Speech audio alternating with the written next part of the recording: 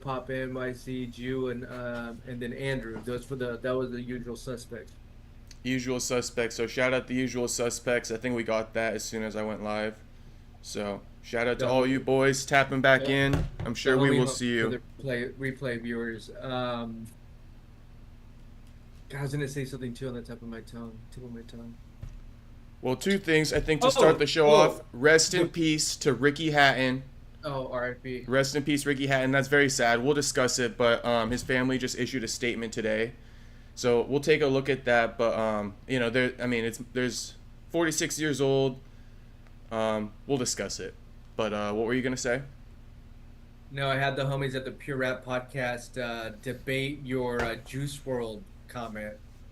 And I'm gonna send it to you. We're gonna add it on the stories and tag Perry Punch and Jacob their response. okay, well, let me know now. They went nah. There's a no. Well, But okay, well, where do they rank Draco in the fucking matter? I think it was like maybe top five. And where And do what they was rank it? Juice? What was that? And where do they rank Juice? No, they ranked Juice like around top five. And where do they rank Draco? Your guy. No, I think they had Draco. They weren't a big Draco fan though. Okay. They were like, and then we were, I was, and they were trying to say, well, here's the different like parameters of this and that, and I was like, I don't know. That's a discussion you need to have with him because I don't know about all the parameters. But we I were thought talking. you were the hip hop guy though. You're supposed to No, be I the mean, fucking. I brought up numbers. Like for me, I'm gonna go back to the numbers, and he had really big numbers, which I have to say he did. Yeah. He really did. He's just not my. And they brought up something, dude, too. Like his music is kind of like I don't know, trap, depressive. That SoundCloud era.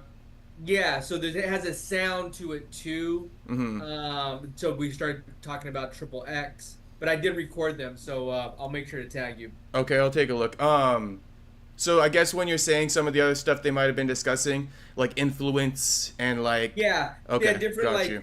and so I said, actually I thought it was a good discussion because I was like, I would say views gotta mean some importance, right? And what you Mm-hmm. just said has to mean some importance. They were talking about too, hey, like, are you giving back into the community? I was like, oh, I was like, he was so young though. I didn't even know how old he was Mm-hmm. until we started looking at. He's only 21, so I was like, he was just I mean, just trying to start his life out.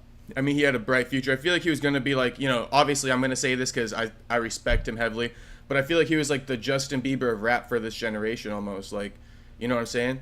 That, 21 years old, already a star. He reached the peak almost. Yeah, Had the number one song in the world for like months. I can I respect that. I Wrote guess it it's a by different. himself, no ghostwriters in his fucking bedroom and shit like that. Like, Yeah, there's a video on YouTube of him making the song All Girls Are the Same in his bedroom. yeah. I mean, I love Crazy. the debate. I do love the debate though, Mm-hmm. and because they were bringing up other names like Future and Young Thug. I was like, those guys. I think they're more veterans. It was a different time. Future Mm-hmm. started way earlier in his career.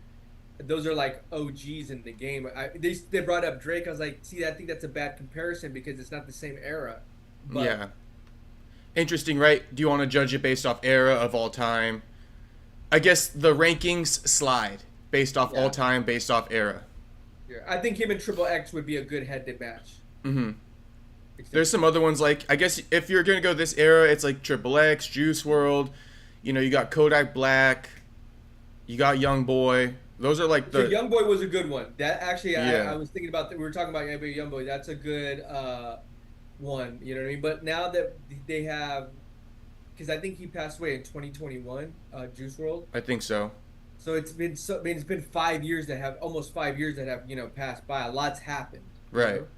They I guess came up at the same time. So Yeah, it's an interesting conversation though. definitely. I think it's an interesting conversation. Last thing I'll say, just because I feel like worth mentioning about this topic is there's a big difference between certain rappers because Drake is super mainstream, super pushed. He gets Grammys and shit like that, and guys like YoungBoy and Kodak, they don't really get Grammy awards, but they're really respected on like that just street level. But when you talk about that upper media, they don't get pushed because they got like shit with women that have happened in the past. Let's put it like And that.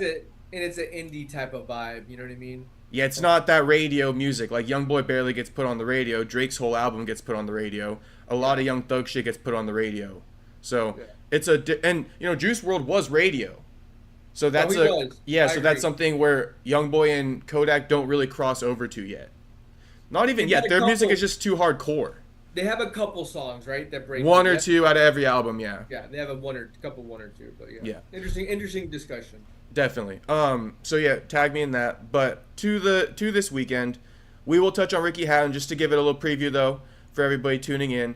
Noche UFC happened, Canelo Crawford happened, and then we got UFC Australia coming up this weekend. So that's, I guess, what as far as fights are concerned, what we'll talk about. Let's go biggest first. Let's go the boxing. Okay.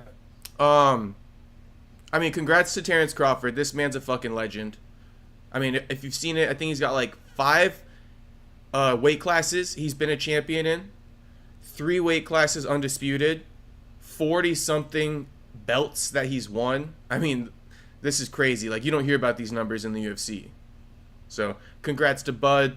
People saying Canelo's washed. I don't agree. I think that's fucking super weird to say. You know what I mean? And I guess the way I'll cap it off is by saying, or raising a question, Mayweather or Floyd? Is there a new GOAT debate? Mayweather or Crawford? Is there a new GOAT debate? I would say this, that just to kind of first step was Crawford, did beat Canelo. Like he did outbox him. I'm not a big boxing fan, but he did outbox him. He did deserve. That wasn't like a controversial win. That's what I'm trying to say. Yeah. Wasn't controversial. What I loved too was all the other stuff. Was how Dana White is a promoter. How I didn't even really know who Eddie Hearns was. I knew, but I didn't know. And his reaction, and I loved Oscar's reaction. So the other organizations giving their 2 cents on this event and this on this promo. And then Crawford, Mayweather. Mayweather does a better job selling Mayweather. Money Mayweather is a brand. He's like Connor. They do really well. Crawford doesn't do a good job at that. I was just seeing someone that said Ilya has I forgot how many millions versus Crawford's a couple million. 11 because for Ilya. Ilya's selling his brand. Is that how much it is? 11. So there's something to be said that he should take a book. He should take a page out of your book about, hey, like, you have all these accolades, but it's not following you to the extreme level on social media. Mm-hmm. You would have thought that 2 million would have jumped up to 10 because of this win. Mm-hmm. Yeah. So also, as far as, and I think Mayweather would beat Crawford. You think Mayweather would beat Crawford? Okay. I was going to get into that, but I just wanted to recall. Yeah, he has that real good defensive style. Yeah, but I just want to recall what you were saying as far as the star power goes, because it's a little bit interesting. Okay, you froze for a second. It's a little bit interesting because I'll pretty much agree with you. Ilya has that bigger following. It's super nuanced because let me just lay it out. Ilya has that elite following, right? He also is a double champion in the UFC. So he's basically the most accoladed fighter in the UFC right now, right? And he's got that big Instagram following. Yeah. Terence Crawford is the most accoladed, fighter in boxing. And he's the face of boxing now. I don't know if Ilya is the face of the UFC. There's an argument it could be like Islam or something like that. There's just an argument. I don't know, but I guess it's between Ilya and Islam. Yeah, there's an argument. But they're very close. Yeah, there's an argument. They're very close. Now, here's where it kind of differs, right? This is the thing I tried to, compare. If you take the 2 faces of, the 2 sports, let's just give it to Ilya for the sake of it. You take the 2 faces of boxing and MMA, put them in a fight together. Do we think, it's a question, I'll give you my answer too, but do we think that this generates one of the biggest pay-per-views of all time? Because when we did that in boxing, Mayweather and McGregor, right, the 2 faces of the promotions at the time, that is still to this day number 2 of all time behind Pacquiao, Mayweather. So I'm just wondering, yes, they're the stars of today, But do the stars of today create the same magnitude of event the stars of yesterday did? That's my question. Because just because the two champs fight each other doesn't mean all that money. Yeah, I think that what's crazy is that Canelo would have won and we would have had the same conversation. Those two guys would have hyped it up so big that it could have been the biggest one. Canelo knows how to sell fights. He knows how to talk shit. And Ilya would have been the perfect guy for him to like banter with him. And they could have gone back and forth in Spanish. So you were getting into that market. Like, I don't know. Something about Crawford, he just super like, he's dissing Ilya, but it's not, it doesn't raise a, it's not a megaphone. Yeah, well, so he's no-selling Ilya. Right? He's no-selling him. He's like, I don't know this guy. This guy's a nobody. He's not on McGregor's level. You got work to do. Is he right or wrong for no-selling him? I think it's dumb. I don't know. Actually, there's another side of the coin, too, where it's almost like by not acknowledging him. Is that his way of promoting? Is that the way he's trying to go about it? By being like, you're a nobody and just make him keep begging? Kind of like what John was doing to Tom? Yeah, there's an argument to be had for that. What it looks like up from the outside of the game, because Ilya's clapping back and be like, "Oh, now you don't know me." Right. Now you don't know who I am. Okay. So he might be getting the best responses. Yeah, Ilya's trying to stir that pot. See, that's what I do like about Ilya's grown on me more and more. See, for me, I think that it's so different. Ilya, I don't think he'd knock him out. Keep it a buck. They go into boxing. Ilya's getting, destroyed. And I can't even feel bad about saying that, bro. Like, you're trying to enter into another man's sport, the best of the best in that category. Like, I'm sorry, but I can't say anything but you're getting destroyed by Crawford. So, but he would promote the hell out of it. Yeah. Imagine if he shocked the world. That would be, people would be like, whoa. That would shock the world. Now, I guess, I know that you don't know boxing too much, and actually neither do I in this sense, but I was looking at it last night, so I'll just kind of spoil it for you. It's like, who bigger does Crawford have to fight in boxing? And he doesn't really have a bigger opponent than like a fucking Ilya crossover super fight. So he might be complaining about Ilya, right, and being like, who's Ilya, who are you? But it's like, okay, sure, maybe, let's just say you're right, Crawford. Still yet, nobody else that you have to fight in boxing is bigger than Ilya. So you're downing Ilya for not being big, but then like no other opponents you got are bigger than Ilya. You feel me? Yeah.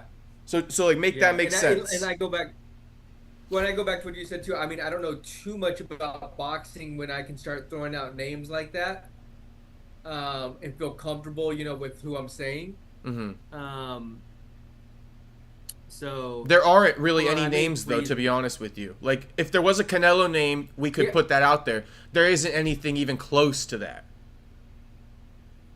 So, maybe it could happen. We'll see. I think Dana hates this whole thing. Maybe, if Ilya were to beat like an Islam, maybe it could happen. Do you want to see Ilya do it? Do you not want to see Ilya do it? I kind of like am against some of this stuff because in hindsight, with McGregor, I feel like that Mayweather fight ruined his career, dude. He never really won after that. Yeah, but he was already kind of on the downtrend before that. Didn't he lose to Dustin before that when he broke his leg? No, he fought Mayweather before Dustin. Before that Dustin rematch, yeah. But he had already lost to Khabib. No. He fought Mayweather after Eddie Alvarez, after the peak. Lost to Mayweather, got knocked out. Then he came back and he never won. Oh, no, he beat Donald Cerrone, but come on now. Interesting. Yeah. Yeah. So for Conor, I look at it like what could have been. You got knocked out. I mean, if there's a...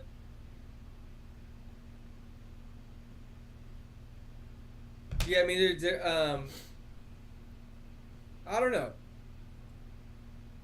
Just curious though, like, are you hyped about the Ilya thing versus Crawford? Are you like, let's do it, or are you more like, do your thing? Yeah,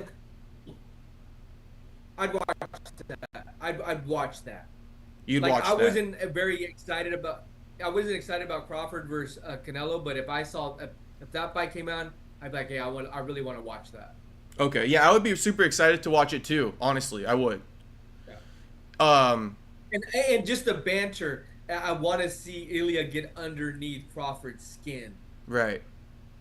I would like to see Ilya maybe accomplish one more title defense, see the landscape, and then I can answer it better. Like, okay, go to boxing now, or like let's say after one more title win, right?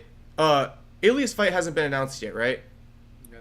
Okay, so once his next fight gets announced, let's just say, and he hypothetically wins that, we can look at the landscape and be like, okay, is it worth pushing for the Islam fight for Ilya, or should Ilya push for like that Crawford fight? That's where I'll be. I just want to see Ilya at least defend the title one more time, though. Yeah, I definitely want to see him. I mean, here's the fun part. He's what, only 28, 29? Yeah, he's got the world ahead of him now. Crawford, Yeah. 37. Yeah, so barring an injury, right? Barring an injury, which is funny because Anthony Hernandez got injured and just now our whole conversation just like mute my conversation anyway.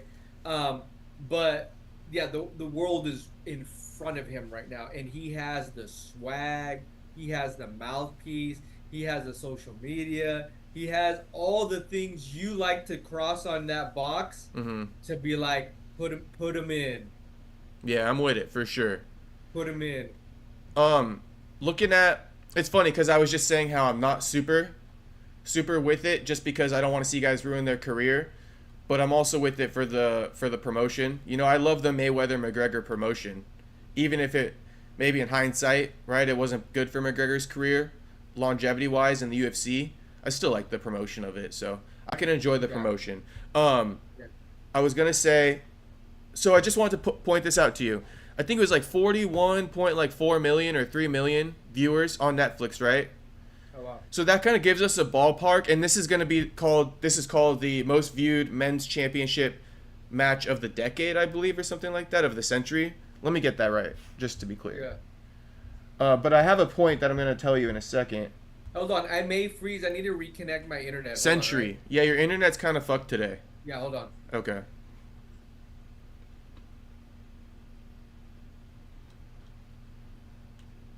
MTK's leaving and coming back, so we'll see.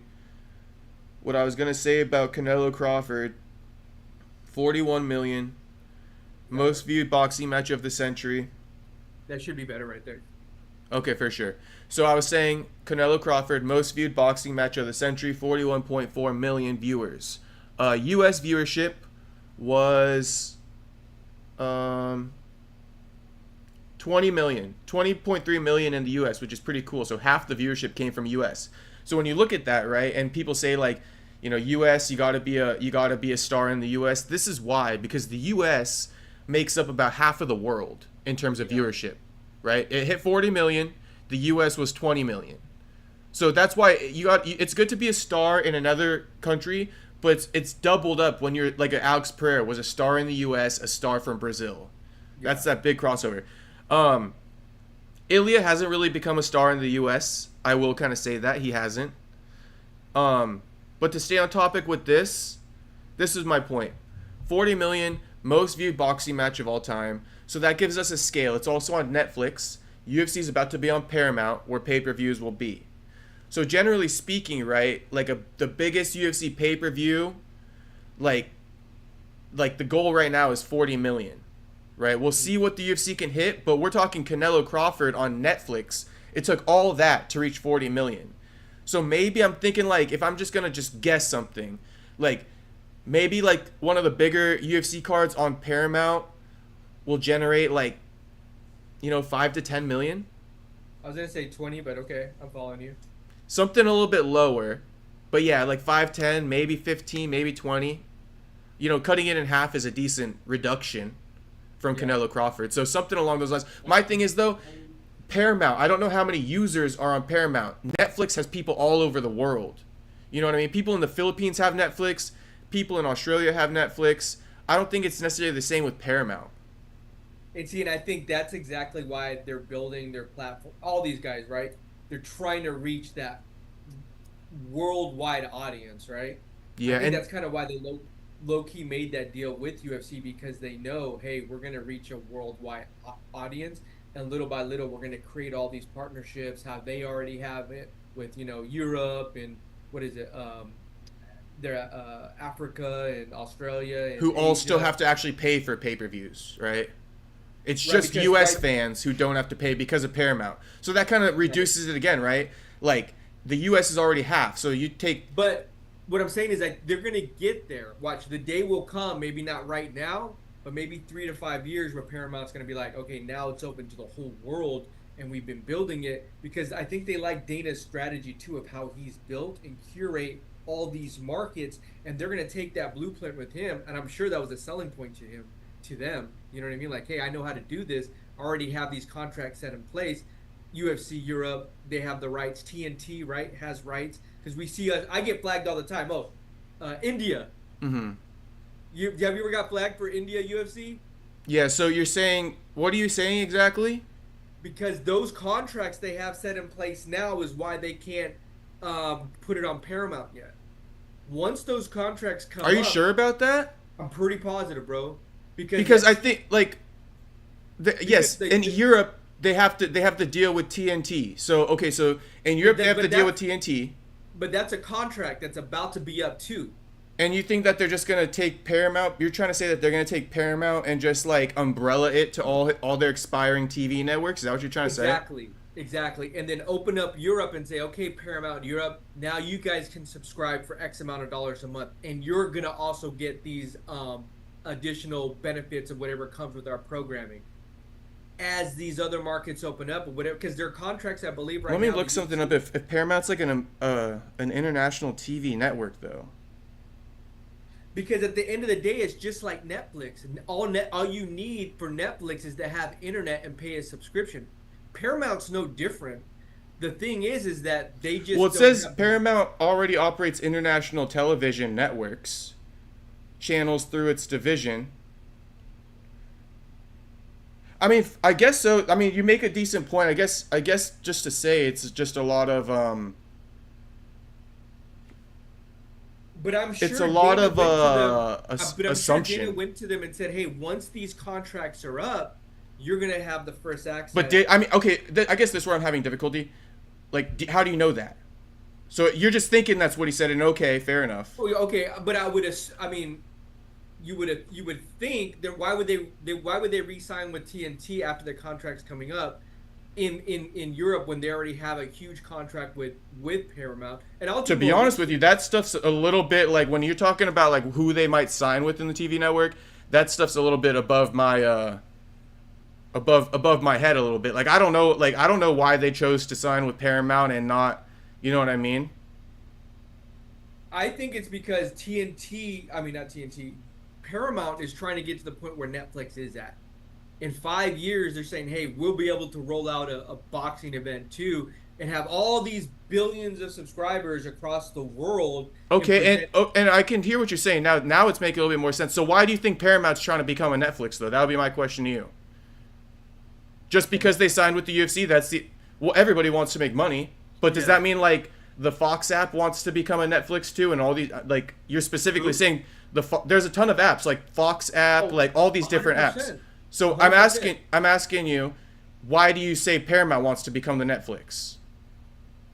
Because I think when they did the merger, right, I think it was Skydance, and the new CFO came in, and he's the one that released that deal that he signed with the UFC. Their vision is to compete against the Netflix, right? Paramount's vision is to compete against the Hulus of the world. I mean, I think Netflix and Hulu are probably the top two right now, right? Mm-hmm. Paramount already owns a music studio. Netflix has basically created their own movie studio. So Paramount, which is Paramount Pictures, right? Mm-hmm. I mean, these are big players in the game. They produce movies at the highest level. Getting into streaming only makes sense to compete with Netflix. Only makes sense. They already have original content. I think it's CBS behind the scenes. Mm-hmm. So I mean, they're already, but I think they were behind the 8 ball, and I bet you they're like, fuck, I wish we would have rolled this out 20 years ago when Netflix first did it, but they weren't thinking ahead. Now they're trying to catch up to all of that.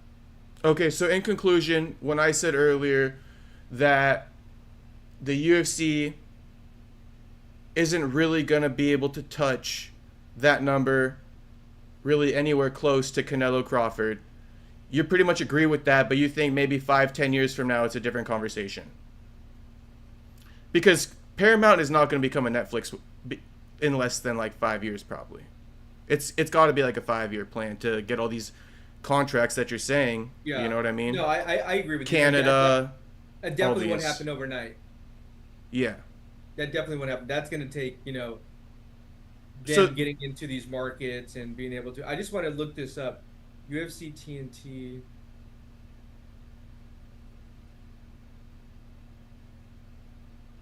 While TNT Sports is a current broadcaster in some regions, a new multi-year deal announced in August 2025 will see Paramount Plus become the exclusive distributor of UFC content in 2026, also including some events on CBS. So what I'm wondering is that, does that open it up for them in 2026? I'm going to do some more digging on this. Let me ask you this question, right? This will be the devil's advocate. So I know that I understand what you're saying now. My question to you would be, you're basically laying out Paramount's plan, right? Yeah. So my question to you would be, why wouldn't the UFC look out for their bottom dollar, and instead of guaranteeing Paramount, once all these contracts expire, you automatically get that cut, right? Why wouldn't the UFC, which, this is what they do to the fighters. They keep their cards close to their chest, and when it comes time to negotiate, they like to have their options open. So why not renegotiate with TNT? Why not throw the offer out there to Paramount? Why not see what other TV networks will pick up the Europe scene, the Canadian scene, the Russian scene, right? That sounds more profitable than just being like, hey, TNT's up, and hey, thanks but for doing business. We don't even want to hear an offer from you. We're just going to give this to Paramount because Paramount wants to become a Netflix. In my opinion, the UFC doesn't give a fuck what Paramount wants. UFC just wants the money at the end of the day. Sure, Paramount might want that. What you're saying is true. But because they want that, does that mean the UFC has to be on board and just automatically start giving up rights? Because then, how are you going to negotiate? Where's the negotiating power? I mean, I think that's why they dropped the $7.5 billion? Was that the contract?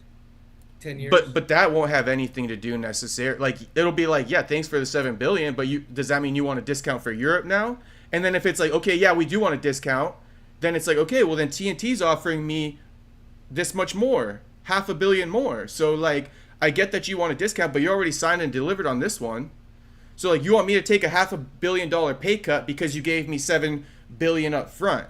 What's interesting is like, to see what's available on just through research on what that Paramount contract details like are more specific on, because what I would think is that Paramount said, hey, we're gonna drop the hammer and give you 7.5 billion, but in doing that we want A, B, C, D, E, F, and I think that Dana probably was like super happy to get the $7.5 billion to say, yeah, and I know how to set it all up for you. Yeah, but we don't know any of that, right? That's all just like an assumption. I'm making an assumption. That's why I'm going to do some more research on it now that we're talking about it.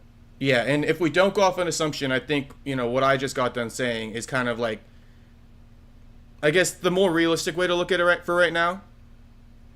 Like, I wouldn't operate off of necessarily thinking, like, the UFC is just going to be doing all these favors for Paramount because they gave them all this money.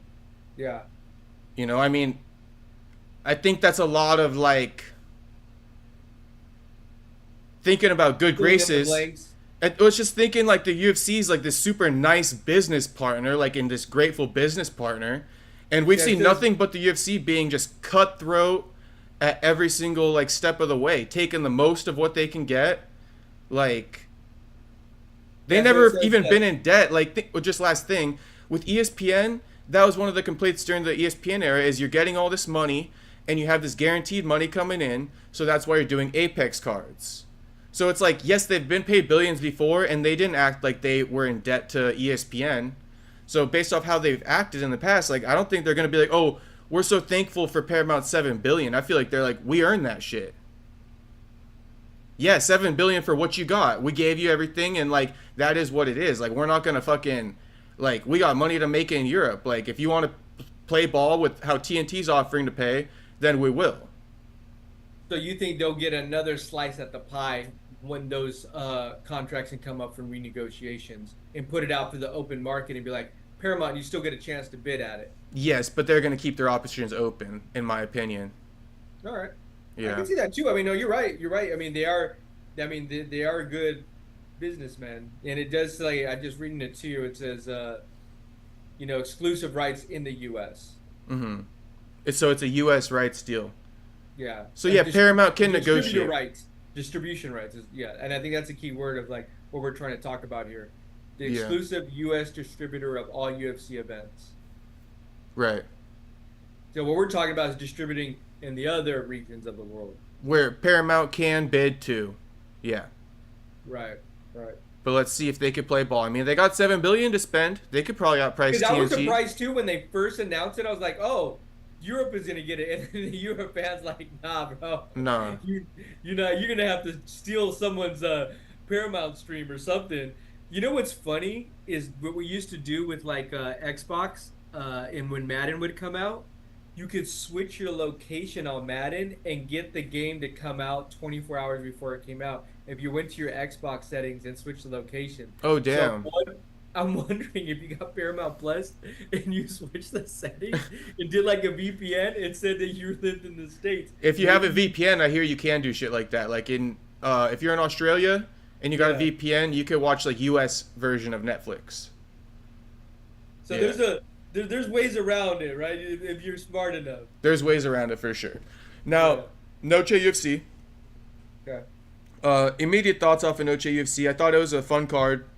Yeah. Great card. It did deliver, even though matchups weren't super sexy on paper. It delivered. There was a lot of parody that I enjoyed throughout the event, like how your guy who you're gonna bring up in the co-main event who ended up upsetting Rob Font. He capitalized on an opportunity. He was actually good too. Originally scheduled for a lower fight on the card, right? So they moved him up. So then it's like, oh, they're moving this guy up to face Rob Font. What's he about? So if you pay attention to the card and watch it, it's two different stories, right? When you break it down on paper, you don't know much. It doesn't look as appetizing. But sometimes when you end up watching it, like, you got the story with SD Dumas in there. There's just a lot of stuff going on, that makes the events kind of fun. So I enjoyed the event. I say all that to say, better than UFC Paris. I feel like I'm gonna say it. Personal preference, I enjoyed this one more. Really? I think I enjoyed this one more, yeah. I don't know I mean, I'm a Mexican, so I mean, I should be leaning towards UFC Noche. I don't know. I for whatever reason, the crowd was crazier in Paris. Yeah, I think maybe the crowd was crazy, but hey, I mean, you can't fucking. I mean, those Mexican fans were pretty up there too. Like, if Paris was more, yeah. If Paris was more, I don't think it was by that much, but I will say Paris was more. I thought that the story. Here's my thing, the storylines within the fights of themselves, also the way that they played out. I just liked it more. Like Jared Gordon versus what's his name was a fucking banger, dude. That was a banger, and then it was a knockout in the third. You take that and compare it to like that guy Umar C or something like that. Sure, Umar C got a finish right against a guy who just fell on his hands and knees and got himself knocked out. I'm just exaggerating slightly, but I'm saying like Umar C at UFC Paris got a first round knockout against a completely unworthy opponent, in my opinion. And people will hype that up. But then I'm going to take Rafa Garcia, right, cooking Jared Gordon and knocking his ass out in the third with neither man taking a back step the entire fight. I'm going to take that over Umar C first round knockout over a guy I could give two fucks about. Over Brendan Ribeiro. Shit. Didn't even know his name. You know what I mean? Yeah. And I think a lot of those, like, look at the main event. event. The other thing too. With here's the other thing too. what's Like, his name again though? Diego and Gene. There's a lot going on in that main event. Compare that to UFC Paris. I forget what the UFC Paris main event was. okay, here's the other thing too. So like, uh, Sam Hughes submission, Renat TKO, Robert versus Brad Tavares KO, Sam Patterson KOs Trey Waters. But I feel like I just told you my thing about like you got to look at KOs, and you're just kind of saying like you're about to say Umar C KO'd his guy, right? And I just kind of got. I mean, done. I'm just saying like if you look at I'm just going through all the numbers here. 1, 2, 3, 4, 5, 6, 7, 8, and then you got the submission. I mean, you had so many finishes on that card. And I'm Mexican, so like I'm not. I want. How many in the first round? Can you tell me that one from UFC Paris real quick? How many in the first round? I think it was 5. My thing, I'm gonna just say it. My thing about a little bit about first round finishes. Number one, they're not always like it. Kind of shows sometimes, like I just said about that last first round finish. It's against unworthy opponents. Like sure, it's a first round on paper, and sure, I mean you could sell it, but if you actually watched it, you can't convince me that that was a great fight. My other thing is when there's a first round knockout, we're sitting there for 30 minutes waiting for the next one. So like when you're talking about an event.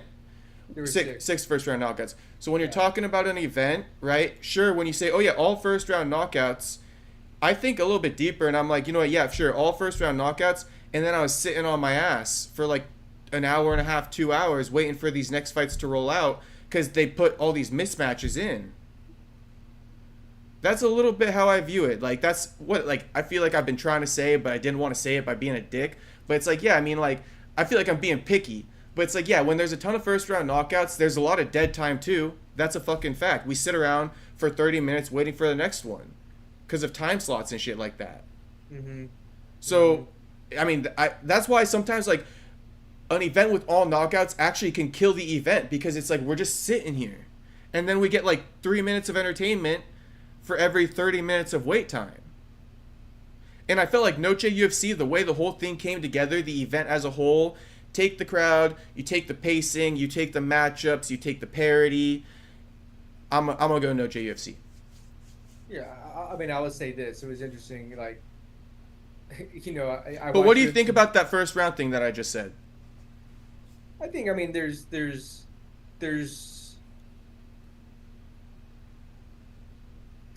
junkies are gonna be like, no, we want the first TKO, we want the knockout, right? People that are, I mean, maybe they would say that. I'm not an adrenaline junkie, so I don't know what they would say. yeah, people that, yeah, I mean, you're gonna have that side of the fence where it's like, hey, we want a home run every time, we want a 90-yard touchdown every time, we want the knockout every time, you know, to rile people up. You're at a sports bar, oh, we got another knockout, you know, everybody's drinking, you know, just going wild. Then you have the aspect of you're looking at it as a sport as a whole, as like, you know, as an art. I'm even taking it as an entertainer or as a viewer trying to be entertained, sitting here, and I get a 2-minute fight that I waited 15, 20 minutes for it to fucking the walkouts took longer.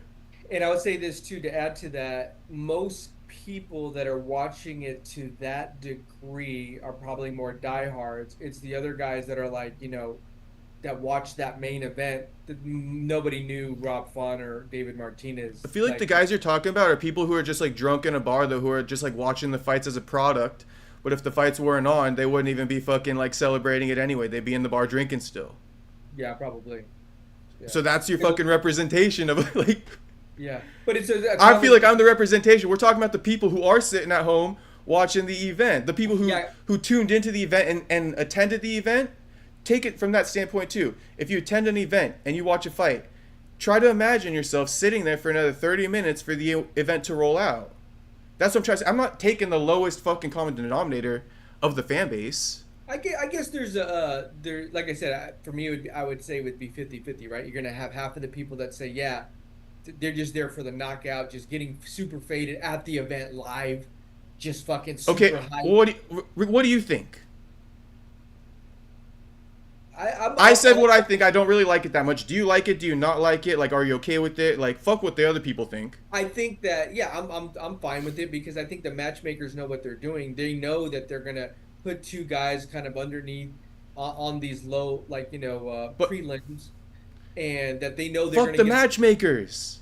Just from your entertainment, like that's what you're like throwing these Yeah, other I'm things. fine with it. Okay, so you enjoy it. That's what I'm just trying to understand. Like, do you enjoy it? Like when you Yeah. sit there and you watch it, you don't mind having 30 minutes of dead time in between all of it. For me, it I don't kind of think I've kills ever it. had 30 minutes of dead time to be, or if We I definitely could, do.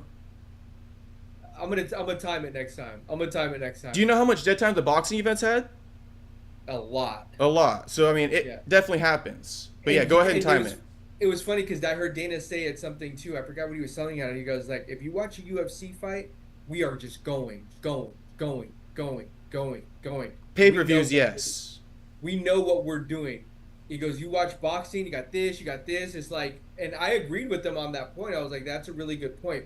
They have their product down to a science. They're just ready to fucking roll out that next fight. So I don't think I've ever sat 30 minutes for another fight in the UFC for the next fight to come on. I'll time it though. Yeah, time it. It might be 15, 20 minutes, but if you add that up across 5 first-round finishes, I'll say 5 minutes. 5 minutes is not. Yeah. Well, we can. You can time it, but I mean, Yeah, at the end of the day, I watch these events every single weekend, so I don't even need to pull out a timer because I've been doing this. You've been doing this too, but I guess I've been paying a little bit more attention. sounds like it. Yeah.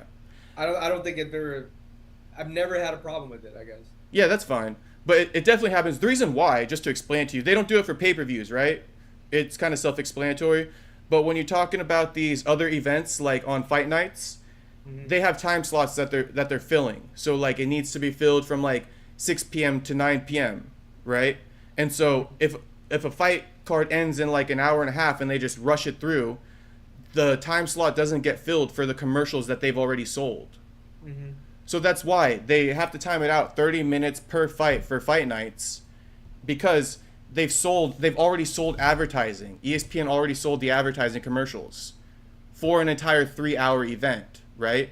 So that's why once there's a first round knockout in 10 minutes, they got to wait at least 20 minutes to roll out that next one at around 1:30, you know what I mean? And then the next one at around 2 p.m. and then the next one at 2:30 p.m. So like, yes, it might not be a full 30 minutes in between. It is 5 when there's later finishes. When it goes to decision, it's right away. But when there's a first round knockout and the fight started at 1 p.m. and the fight's over at 1:05 p.m., you got to wait 25 minutes for 1:30 p.m. for the next one to start. Or else the event would end in 2 hours instead of 3. So that's what I'm trying to say. We watch these events every weekend, so I thought that was a bit of like, everyone was on that same tip. But if you're not, you know what I mean? Pay-per-views, they roll it through, but fight nights, they don't. And so when you got to sit there and wait, it's just a different vibe to it. Yeah, and I could be probably doing other things too. Like there's always something going on here at the station, at the studio. So like we were back-to-back events on Saturday, so I was all over the place. So you could be right. Yeah, but you like UFC Paris, I like Noche UFC. So 2 back-to-back great weekends. The fact that we can debate about that, right? That's a win for the UFC. Yeah, I was just looking at some of these fights here, like Alexander Hernandez. That was an interesting fight because he did end up getting the KO twice after beating he KO Chase Hooper, and I remember during that fight, Diego, they were like giving him the edge, and Alexander played a really good game plan. Like he was just kept circling, making Diego kind of chase him. And I remember DC and them talking about like, dude, you got to do more, you got to do more, you got to do more. And then he was able to use that strategy to his advantage and KO Diego. I thought that was really smart. I liked his game plan. Yeah, I liked Hernandez. Hernandez, right? Hernandez, I like his game plan for sure. Yeah. He actually fought that fight. If you go back and watch it, or any of the viewers, he basically just beat what's his name with one hand. He would use it as a jab, and then he would switch stances and use the right hand as an overhand. And so that whole fight, he was just pulling him into that shot, like you're explaining. He was pulling him in, yeah. DC and them were kind of criticizing him.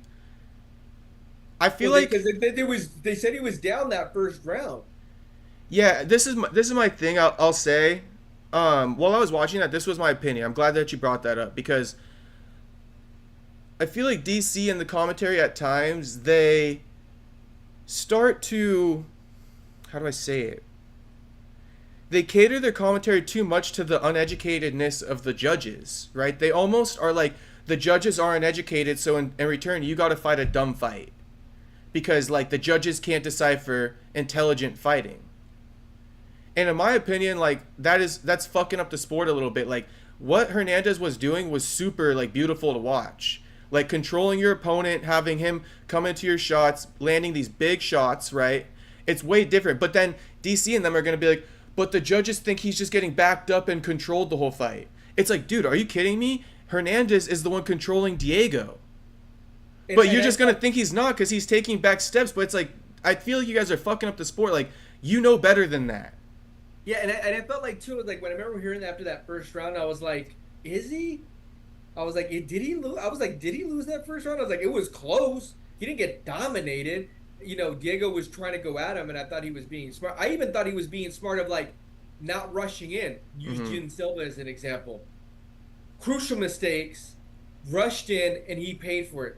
Alexander took his time, circling, countering, circling, having Diego kind of follow him. He wasn't really getting beat up. He wasn't wasting a lot of energy. I thought that was more what was a smart play now. And I knew in the second round, if they did give it to Diego, I was like, all right, pick it up a little bit more, though. You know, make more of an impact. You're not getting beat up. You're getting hit here and there, but you're not getting beat up.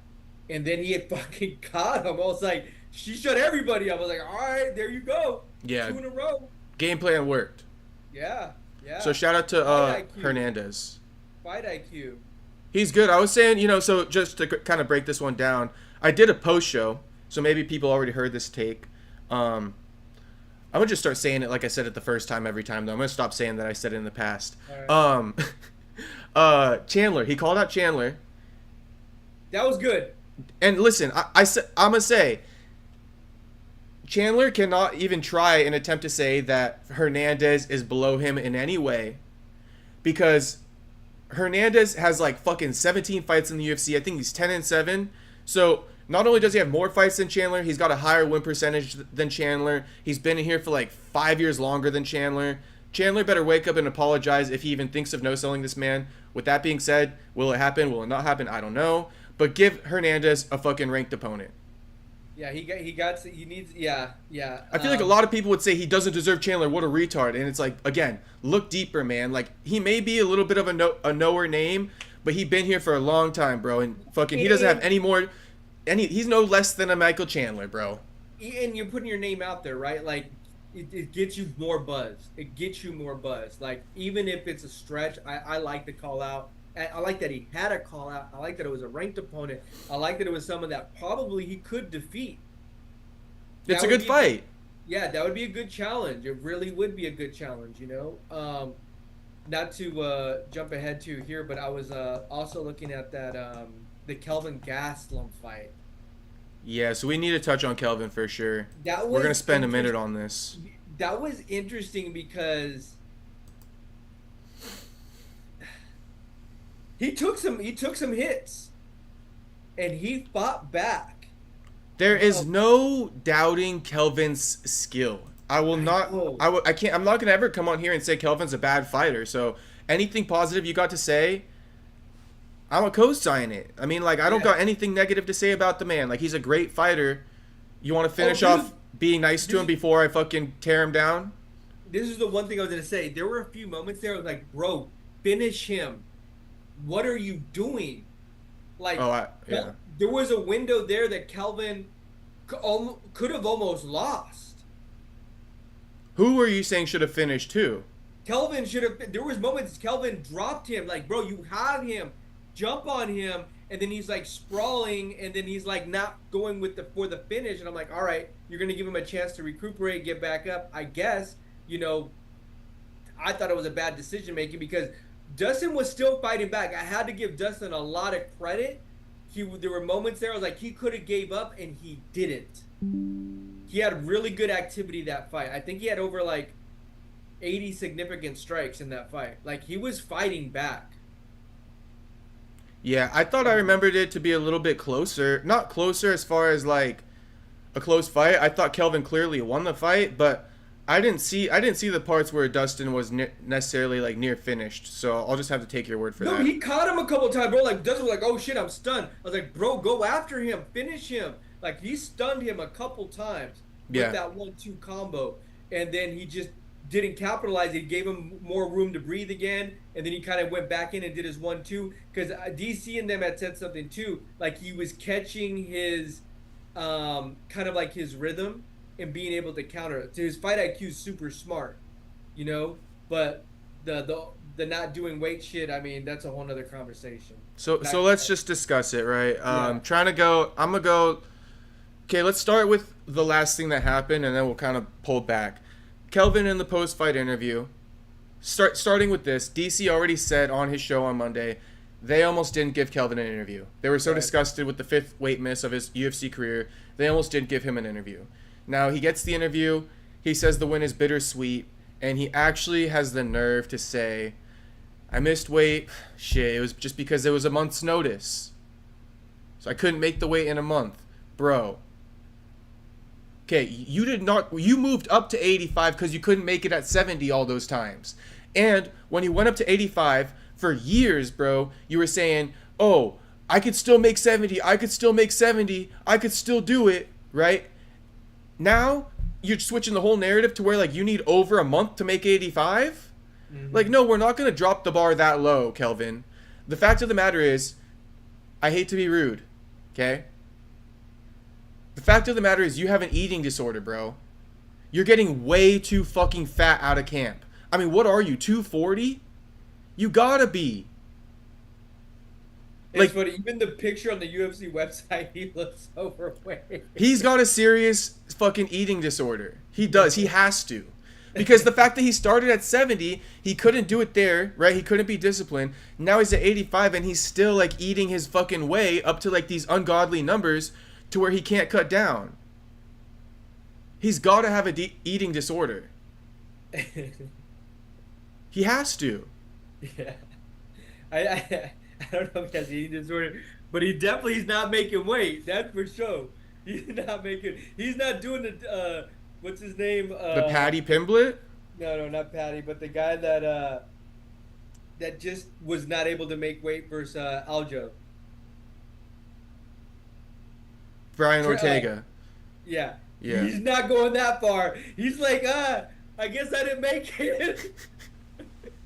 He's like, well, here's the problem. Like, because you take a Paddy Pimblett who does get up to an ungodly number too, but then it's like at least Paddy makes weight, so you can see that he has the ability to shut it off. Genuinely, this is why I'm saying Kelvin probably has an eating disorder, because he doesn't have the ability to shut it off. It's not even the ballooning that he does, right?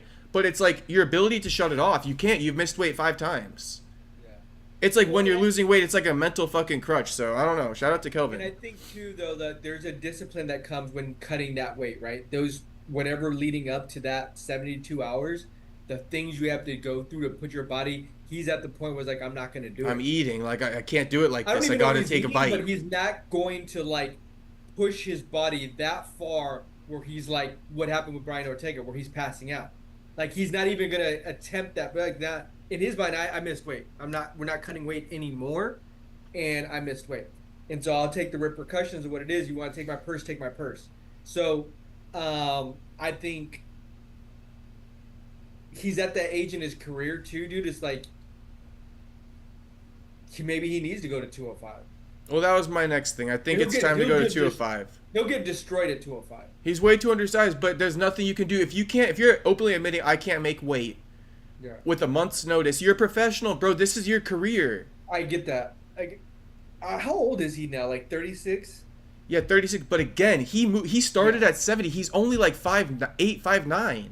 Bro, honestly, he only has like, 4 fights left really in him. Because by the time he's 37, 38, we're really looking at the back. We're not even on the back 9 anymore. We're in the back, whole 17, 18. We're not going on any more championship runs. He's not beating the elite fighters anymore. He's going to be like another ultimate gatekeeper that's very overweight. Now, I'll just give Kelvin a little bit of credit. He's got a bad wife, though. His wife is a baddie. Ooh. Okay. You never seen the pictures? I can't. I can picture him, but I can't she kind of like low key. She's like a fucking Japanese or like Korean supermodel. Oh really? She's she's at least like 5'11". All right. I think she was wearing heels in the picture, but she was like towering over him on like the red carpet. But everyone's been like, damn, Kelvin, I wasn't familiar with your game. So he's got a bad wife. Maybe she'd be cooking some good food for him. I don't know. Yeah. Last thing I'll say is, did you see how awkwardly he was fucking flexing and shit like that? I don't know. That's one of my biggest questions. Like, what the hell is going through his mind? How awkward what?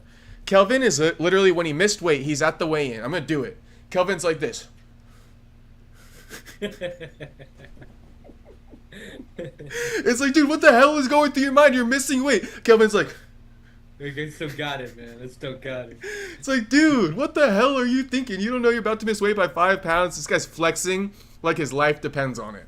Then he hopped off the scale. I think he's like, I'm tired of being sorry. Like, fuck you guys. I missed it, and I ain't sorry. Yeah. I was going to say, just real quick, you touched on Rafa and Jared. I mean, you know the one thing I was screaming at this fight? Yeah. Rafa, where is your head movement? Like, they just were just going. The punches looked just so like slow. He got the dub, but I was like, at the same time, I was like, bro, like that's not elite. Like that. I commend them for going in there. He even said it to a Mexican heart. You know, like. A war I want to give to the fans. I respect all of that, but I was like, I wanted a little head movement. Their fight was like a war of attrition, like whoever breaks first. That's Rafa's style. He goes in there, he's like, either you break me or I break you. I know, but I'm just like, can we get a I hear you. Can we get a little bit of head movement? Dog? I'm with you. Like, dodge one punch. Because that's really how you win the big fights. Early in Rafa's UFC career, he lost his first 2, I believe. And it's because he has the same style where he goes in there, and if he can't take the punishment, he's getting knocked out. It's not like he has another way to avoid the punishment. It's like, I got to go in there and either withstand the punishment or I'm going to get knocked out, because he doesn't really block. And, you know, Jared's just in there with this just fucking easy as day jab, just like he's on one knee. Did you see that his knee got fucked up? Like, Jared did look a little bit sluggish out there, just popping out that like slow jab, and Rafa's just eating it. You know, like he should have been slipping it. And that's how you win the big fights. You're going to win these Jared Gordon fights, because Rafa, do you remember in the fight, Rafa just hit Jared with like a 1-2, shut him off almost, like, and then Gordon started backing up for the first time. And then the finish came like right after that. Yeah. But it was just like, these guys, neither man backed up, and they were just exchanging. Yeah. Like, they both were, and Gordon got. Did you see his knees fucked up, though? Yeah. He got hit by a car? He got hit by a car, yeah. I think Bilal Muhammad at first kind of like reported that. Yeah, they gave a little bit more context. They said that the car was backing out of like a driveway, and he was standing there, and the car, as it was backing out, hit him and knocked him off balance and buckled his knee. So he wasn't hit by like a car going even 10 miles an hour, if that makes sense to you.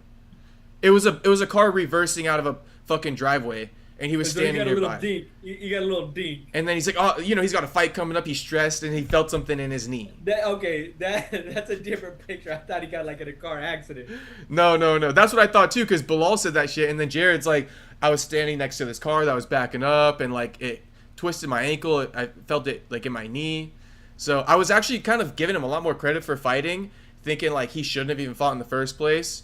But he definitely should have fought with just like a little... It's like a fender bender, bro. You didn't get run over. Yeah. I fucking backed into cars when I'm like, you know, leaving a parking spot. I get out and look, and there's nothing there. So it's like... Someone hit me the other day. I was like, all right, I'm good. Yeah, I'm chilling, right? So, I mean, it was one of those. Bro, when I was younger, this kid that I used to go to junior high with, I was like, he like had something happen, like he like had a cut or something. I was like, dude, are you okay? He goes, yeah, I just got flipped over by a car. I'm like, do you want to go to the hospital? I was like, no, I'm okay. I was like, bro, you might need to go to a hospital.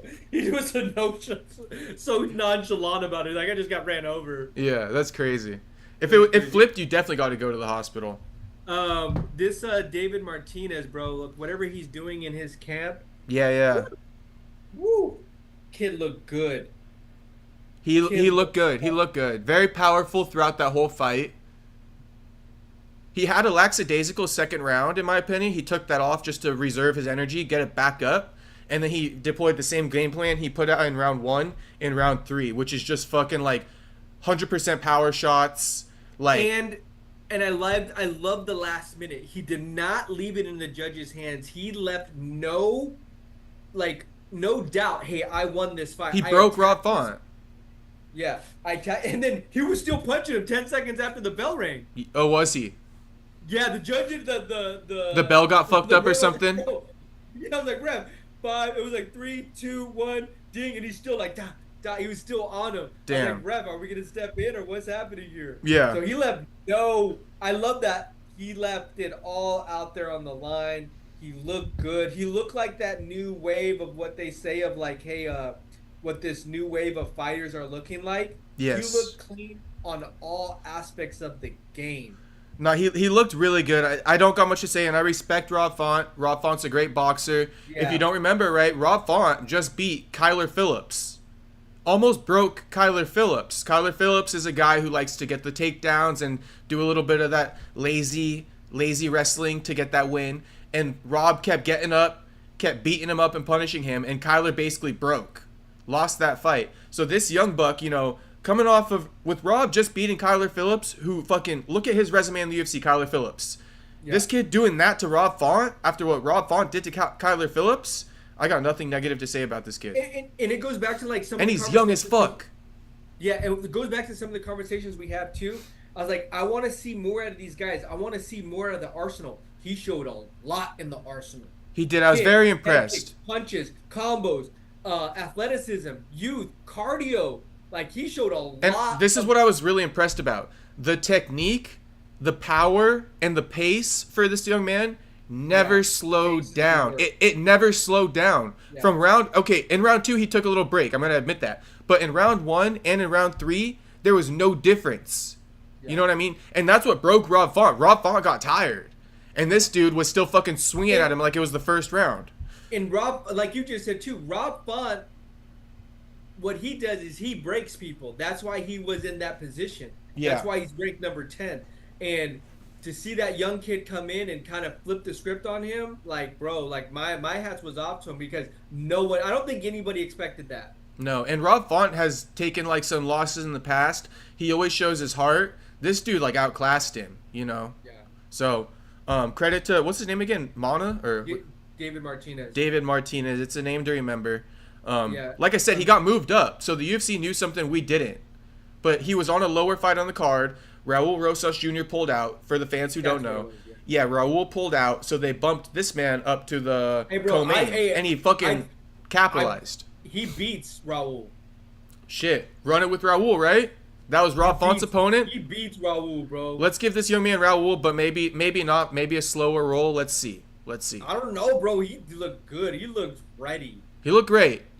No taking anything away from him. Let's just see some names for you. Give Henry Cejudo's too fast. I don't want to go in that category yet. He's a great young fighter. Let's just let him. Who's ahead of him. That's who's ahead of him. And then you got Mario Batista ahead of him, Marlon Vera ahead of him. Did you fight down? Vinicius Oliveira, I'd love to see that fight with him. Let's give him actually. somebody in that pace. I love a Vinicius fight. I love a Vinicius fight. do like I don't that. like the super certified fighters yet, just because this guy's so green, so young. I know he got a good win, but he's still here's so the thing young. about- No, the Vinicius fight would be good because I saw that last Vinicius fight, bro. He dog walked him. Mm-hmm. He was on that. I think it was Kyler Phillips. It was Kyler Phillips. Yeah. Yeah. But Vinicius just looked like, bro, like he was fucking just deboing him, bro. Like, And they're two fighters like this, right? Martinez basically in a different type of way, but he deboed Font in that third. He fucking big dogged his So ass. that would be interesting to see. Let's run these that. two- Let's run yeah, that. I would say let's run that. All right, are we ready for the Gene Silva fight? I think so. Let me just look something up real quick because I had some topics here about the card. Before we do Gene Silva, let's just touch on the SD Dumas' nut destroyed. Okay. So just, all this hype going into the fight, off the fucking, recent arrest. He's coming off that loss earlier this year. After the arrest, he gets a fight offered, can't make it, right, because of the ankle monitor. Gets another fight offered, accepts it. He shows up to the fight finally, gets the ankle monitor removed, and fucking Zachary kicks him in the nuts in less than a minute. Fight over. Can't feel his right nut. I mean, geez Louise, bro. Didn't he get out on a stretcher? Taken out in a It stretcher. was crazy they were saying on the commentary. What were they saying? They're like, oh, so what, he's going to have to get out on the stretcher? Like joking Like, about it? yeah, DC was like, so how is he gonna get out then? So If he DC can't thought get once, up? yeah, DC thought once the fight ends, SD's just gonna magically stand up, Right, and right. SD So didn't what? do that. Right, and so it was like, so what's? And so DC was like low key jabbing him in saying, oh, so what? He's gonna take out a stretcher, and I didn't even know because by that time they went to commercial, and I think it was another clip that I saw online with he did get released on the stretcher. Yeah, he did. So SD Dumas went into the fight with $13 and two fucking balls. He left with $13 and one ball. Because you don't get paid on a no contest, right? Oh no, he does get paid. I think he gets paid the show money for making weight. So he got more money now, but he got one ball. That's my main point. He got one ball. But he did get paid his show money. So this is something I guess people are Was talking that like about. 25 grand? Oh, I could ask him. But we're probably right. At most 25. Yeah. He's not making six figures a fight yet. No. Not on a no contest. People are like, what's the scheme, right? What's the play? He's scheming. I see people being like Machiavelli-esque. He fucking went ahead, secured he knew he might lose or whatever the case. I don't know if that's what they said, but they said he secured the show money, right? And okay, I think they're saying he secured the show money and guaranteed himself another fight in the UFC because people are almost hypothesizing that he would have been cut after this fight. So they're like, that's Machiavelli-esque thinking. He secured the win bonus and he still got one more fight in the UFC. So at least two show bonuses. You know what's crazy? Like, take everything aside, bros. Like, to have some of these fights end the way they have for him is just like That's the what word do I want to use? Deflating. Deflating. It's deflating, bro. I'm like, fuck. Like the Michelle What was Zajac the other- fight too, where he got like I think submitted early. and Or no, then he got the- TKO'd off his back, and he was still like, "Fuck." Was it the Nursultan? Was it the Nursultan? Let me bring that up. Are you gonna bring it up, or what are you gonna say about I'm Nursultan? just saying. Didn't it was an eye poke or something? Yeah, so that's what I was gonna say, because I just mentioned the play. People are like, "What's the play?" Right, and they're joking, saying he's securing his show money and he's securing himself another fight. That's all a joke. In my opinion, this is the play. This is why he didn't continue. Because I was wondering that. I'm like, why isn't SD continuing? What's his angle? Like, what's he thinking here? Because I was super intrigued. What the fuck is this guy thinking? Like, what's going through his mind? You've been through so much. Why not continue the fight? Right? That's an argument for that. Everything he's been through, I might be like, fuck it, dude. I just want to fight. Here, he came out and he kind of said it. And he mentioned Nursultan, and he said, look, I did this before. I got poked in the eye. He was also fresh out of jail, coincident enough. I got poked in the eye, and I continued fighting, and I got knocked out like the next minute after it fucking started. And I'm not doing that again. And so Nursultan did jump on him. Yeah. He jumped on him. And so I got to respect SD's decision, man. When people like DC, right, are going to clown on him and say, well, what? Is he just going to stand up as soon as the ref calls it off then? Which he didn't do. Well, no, DC, if you think he's cut from that cloth, right, why don't you use your history? Look back to when he fought Nursultan, got poked in the eye. Also, like 2 weeks out of jail, bro. So he took that fight. This guy's been taking fights no matter what happens. Just a side note. Anyway, when Nursultan poked him in the eye, he got back up. He continued fighting. He got knocked out. So he's cut from that cloth. Like, don't be smutting someone's name, right? And I don't know why DC's doing that. Yeah. But don't be smutting someone's name when they've shown in the past, I'm not like that. He's been taking fights, bro. Who's going to take a fight on a week's notice, fresh out of jail with the ankle monitor on? Like, give him at least a little bit of respect for not being a pussy. If you're gonna call him a dumbass, right? If you're gonna call him all these names, a woman, you know what I'm saying? All these things. I mean, the last thing he is a pussy, bro. He goes in there, he takes all the fights. He doesn't care about the circumstances. He's fought off of getting fouled before. How about this? And Zach Reese, control your weapons. I mean, it happens, right? But control your fucking weapons. Like, control your fucking weapons, bro. It takes 50 seconds for you to commit a foul like that. The first leg kick you throw, you didn't even look sorry. Dumas dropped any type of like updates on how he is now, or After the fight, SD said that he hadn't peed. Like the next morning, he's like, I still haven't peed. I spoke to him. I asked if he's peed. He said he peed once, like Monday. He said he had peed once, or like on Sunday. I'm sure he's been peeing more now, but he says he's fine. all right. He says, you know, and it's just been online, so you gotta. It's not like it's really official. But him and He's been bad luck. That's the word. It's bad luck. It's a string of bad luck. Hopefully some positivity can come soon, you know. But him and Zach Reese, you know, made little posts on Instagrams wishing that they can run it back. Maybe they'll run it back. The thing is this fight fell apart in January. They got booked. SD pulled out due to an injury. That just got rebooked again. This thing happened. I don't think the UFC is going to rebook him for a third time. I don't see that either. You know what I mean? bet you Zach's team was be like, nah, dude, we just want a new fighter now. They're probably like, it's got bad juju. So, Gene Silva? Yeah, you know. Wait, last thing, SD, what do you think about, like, what's next? You think he's still going to be in the UFC and all this shit? Like, do you have any idea of what you'd like to see next from him? I'm kind of drawing a blank, to be honest with you. I mean, I don't know. Do we know how many fights he has left on his contract? I was in the live stream talking about that, and somebody's like, he's got, like, 3 fights left. He's got, like, a multiple fight deal. I mean, if he can still stay... Okay, if he still stays out of trouble, he's still going to camp. Training camp, right? And he's putting himself in a position to get in another fight, even if it's a low level fight, and he gets a win, changes everything, right? And he needs to like have some luck turn his way, so he can just at least get a result in the ring. Right. Now, last thing I'll ask you about SD. Hindered with some type of thing. Right. He has, it's always something. Last thing I'll ask you about SD, because I see people saying it.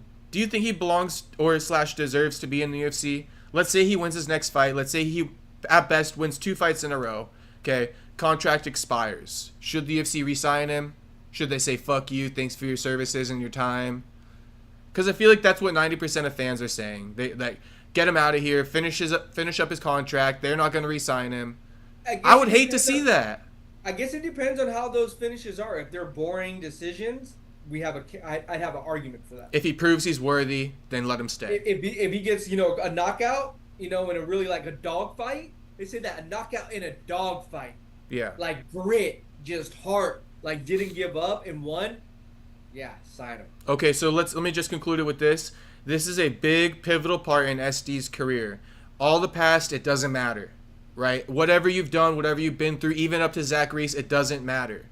You have to make the best of your fights right now and really prove yourself, or everything that happened in the past will basically matter because you're not going to get re-signed. You know, so right now, forget everything in the past. It's time to lock in and show that you belong, right? You can start with a clean slate, right? You had a lot of bullshit going on. Hopefully you can just drop all this bullshit as far as like thinking about it and just clean slate. I'm going to come out to this next one. It's going to be a great result. Nothing's going to go wrong. And I'm going to prove my worth to the UFC. I'm going to train, right, to be one of the best fighters in the middleweight division. And I'm going to prove that I'm here to stay. Because I know any fucking hiccup that happens again, anything, another nut shot that I can't continue from, I'm getting cut. Yeah. So that's just straight up serious advice for SD. Like, lock in, bro. Fuck what's happened in the past. It doesn't even matter. But you're fighting for your job, bro, because, you know, you've gotten a lot. It's just been a whole lot of shit. Yeah. Whole lot of shit. Got to turn a new page. Gene Silva, I'll just give you my initial reaction. When I was watching it live, the one thing I was thinking, I was like, damn, he got out of that first round. Fucking, that's crazy. Like, I thought he was finished in that first round. And then he kind of got on his feet, and he was like, you know, he was fighting back. I was like, okay, you got some grit. All right, cool. Like, you actually hitting Diego. Like, you're actually giving him some trouble. We go into the second round. He's looking good on the feet. He's looking dynamic. He's looking like that swagger in him, right? And then he jumps the gun and he makes just a crucial mistake. And Diego, just being smart, it almost like on the ground, Diego was just dog walking him. Like, whatever he wanted to do on the ground, he was like big brothering him. He was like, looking at the crowd laughing. Dude, it was crazy. Like, I think that one post we did hit like 1.5 million. And I think that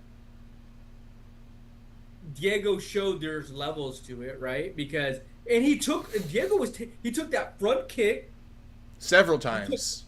He took like Diego was taking punches too. And that's what I think too, is like, if Gene can learn from this, control his emotions a little bit in the ring, do kind of what Alexander Hernandez was doing. Like, we know you, bro. He's good on the feet. He is dynamic. He has skills. I love that swagger he has in there. Like, he's almost seeing punches 2 steps ahead. But when he's on the ground, it's a whole different story. For Yeah. Diego, it was, and he looks smaller, and he is smaller than Diego on the ground. Mm-hmm. Yeah, Gene pretty much was like having a lot of success on the feet, though, right? That's something people aren't talking about. Arguably, he was beating Diego on the feet. The thing is, but the thing is for some odd reason, I mean, it's just what it is. He crashed out, and he just started like punching, and he like I don't know, in his mind he must have said like, I'm not gonna stop punching until I knock out Diego, because that's what it looked like. It just looked like it took, he's flowing around, he's moving, he's punching, he's doing his thing. And then the next thing you know, you look at the screen and it's like till he gets knocked out. It's like, dude, what the hell is going on here? Like, what happened? Like, he needs to take a page out of Alexander Hernandez and like slow roll that. Like, get this guy to come into your fight, because that's the Gene Silva I'd love to see. But Diego also showed, hey, there are levels to this shit, and I totally dominated you on the ground. I mean, he was just gushing blood. Yeah, I'll give, this is the best almost compliment I can give Gene, is like, yes, there's levels to this, right? And yes, Gene showed that he's kind of, in poker we call it a fish, right? Somebody who crashes out, somebody who just like fucking goes all in, right? Because they might have lost the hand before or something like that. Yeah, they just can't handle it. They just full tilt. They're on tilt. Exactly my point. Poker guy. You must be a poker guy. What's his name? I'm forgetting his name. Gene proved he had a fish moment, right? He went all in for some odd fucking reason that nobody called for, and he paid for it, right? He lost his whole stack if we're talking poker. Now, if you take away him going all in, bro, that was a close fight. Like, okay, yes, there were moments on the ground, right, where he was getting dominated, but on the fight, you can't say that he didn't land quite a few strikes that could have put out Diego's chin, because that's another narrative. People are saying Diego's chin is made of steel. Yeah. So punches. I kind of agree with you. I'm not going to say title. He could be a champion. I'm not going to say that. But he belongs in this echelon Top where 5. He's at. People think, he took the loss. This is the 4th loss for MMA nerds. They don't belong. I think that's not looking at things, from a broader perspective.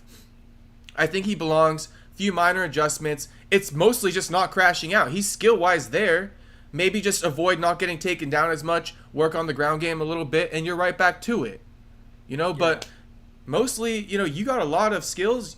The biggest thing is you're mentally checked out. That's what I think for a lot of fighters.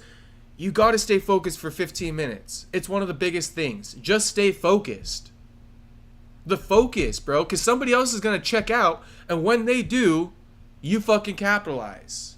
See, and what I like about him, bro, is like when he was standing there, and I was like, whoa. Okay, there was 2 things, and I said this earlier. When he was able to get back on his feet from that first round, that surprised me. I thought he was done. Bro, he was in full mount, taking elbows. Mm-hmm. Like, I thought he was done. No, he got beat up bad. He was able to weather that storm, get up, and still fight back. And so you're right. Like, he got overexcited. He played his hand, and he got caught. Mm-hmm. And then he got right back on the ground, and then Diego was just able to take advantage of it and go in for the kill, right? But there's something about him, bro. He has this swagger to him. He has this almost like Anderson Silva swag to him. Like, I'm going to catch you. Mm-hmm.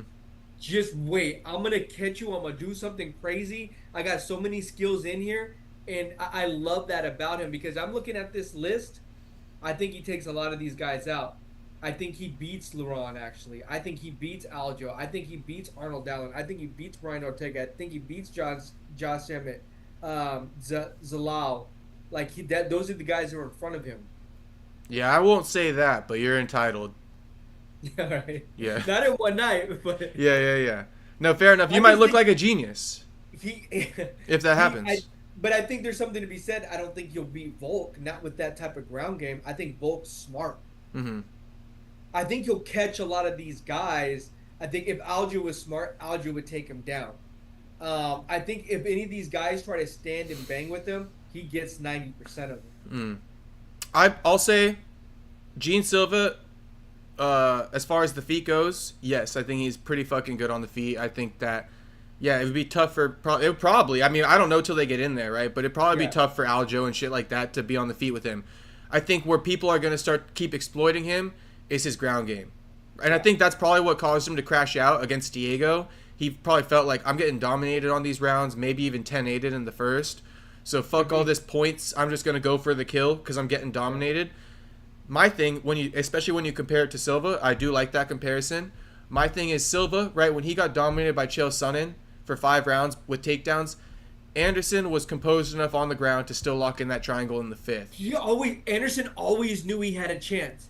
To the very end, and I think. But it's because he's well-rounded. Yeah, but I think I mean, that's why he's one of the GOATs. Right. But I think Gene Silva, that's how he feels on the feet. Like, I'm just better. Like, and so he needs to do that on the ground too, and you will complete the recipe.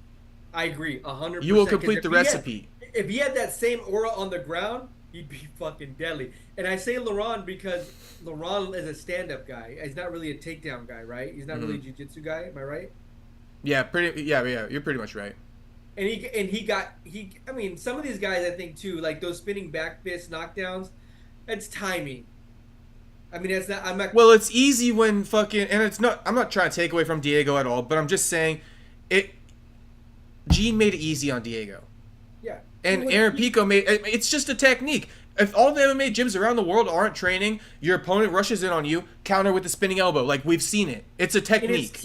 And it's timing, right? I think there's a little bit of luck in the timing and your fight IQ to see, okay, he's about to win. Let me go for it, you know? Because it doesn't always land, right? It doesn't, but when you use their momentum, when they're moving so far forward, it seems to land a lot. It's basically the same when you enter, right? You put your hands up. You don't keep the hands down. Now we're learning in MMA, it's like evolving in front of our eyes. You cannot rush in because there's a counter to that, a fucking spinning back elbow. See, and it would be interesting, like, the fight IQ, right? I think that here's that instance, like, Gene Silva goes in with all emotion, all heart, one energy, one go, and you got to learn how to, like, rein some of that back in to have some of the fight IQ. Like, if you was smart enough in that first 2.5 minutes, 2 rounds, like, okay, I might be winning here. Let me see him come to me now. Mm-hmm. Composure. Yes, composure. Maybe we're going into this third 1-1 now. 10-8. What do you know what I mean? Maybe we'd be like, you know what I mean? Like, and I have a chance now to kind of figure this out because I'm still seeing the style that's in front of me. He got me on the ground. I'm winning on the feet. What does that tell me? Let's keep it on the feet. Yeah, slow down the fight too, right? Slow it down, you know, and kind of let's play out the fight. He's so emotionally charged. Yeah. You know, that he can't turn that down. He's like, he just wants to go. And that's why people love him. You know, they love you about that. But it hurt him in this case against a very skilled athlete. Right, it did. So. And it was interesting what happened afterwards when Diego went up to he couldn't let it go. He couldn't let it go. Diego, he had to go say something. He had to go say something. And rightfully so. They were saying a lot to him. They were hyping it up a lot. I think Diego was trying to be professional. Gene kept fucking poking the bear. Gene doesn't want to look away. He wants to win every single thing. I guess they're flipping him off in the crowd. Gene's teammates to Diego. So that's okay that Diego did it. I think if you want just a random thought I have, I was wondering why Gene Silva crashed out and like shoved Diego. And I feel like maybe it's because like, you know, Gene's girl was in his corner too. So maybe Gene's like, dude, my girl's right there. Like, I gotta shove this dude. Maybe. I don't know. Because, like, if he's just talking to the coaches, unless he's saying, like, fuck you guys, then you'd want to shove him. It had been leading up to this, right? They've been going back and forth with words, you know? But, you know, when your woman's there, it just kind of, it changes things. So maybe don't have your woman in the corner, too, bro. I'm just saying. Woman in the corner, not the best. But Gene's fucking making out with his wife beforehand. Last thing I got for you. Now I'm gonna use an MTK saying here. I'll get into it. So Conor McGregor's coming back, right?